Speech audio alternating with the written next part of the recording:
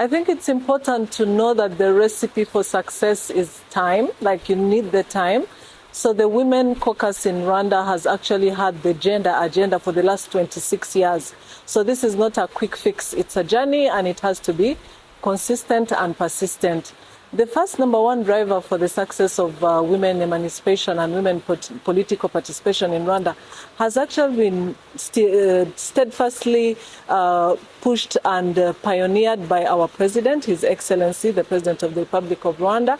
And I can confidently say that being a man and being a champion for the women agenda and being a he for she,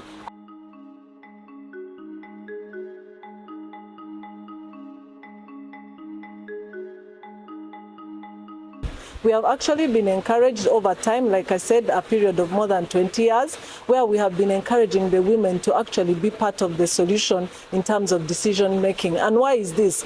We have a background where we come from the genocide and where we had to have women as part of the solution in terms of rebuilding the country, in terms of negotiating stability that we are working on today, in terms of being part of the different teams that were working on the different sectors of society after our social fabric had been broken. So we are happy to say today that it has gone in terms of awareness very widespread in our country that the woman has a place, that the woman has to be part of the solution. And actually, part of the work that we are doing today as the Forum for Women in Parliament is to check whether this is being implemented. Because we have it in our laws and we have the leaders steering it, but we take time to actually make sure that this is being implemented. How do we do it? We have a couple of laws that always pass through the Parliament, and that you understand is a good opportunity for the Women Forum because the laws pass in our offices. So we make sure that we use the gender lens to make sure that the laws are gender sensitive. Number two, we also make sure that we look at the different appointments in the different institutions of government to make sure that the quota system is actually being implemented.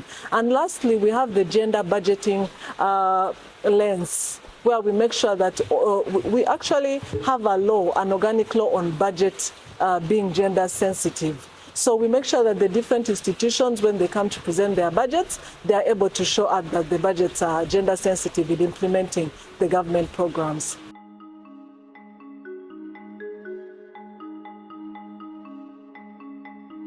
The stereotypes have not gone away. We cannot say that in terms of culture, today we have been able to fix the problem of women having the confidence that you want.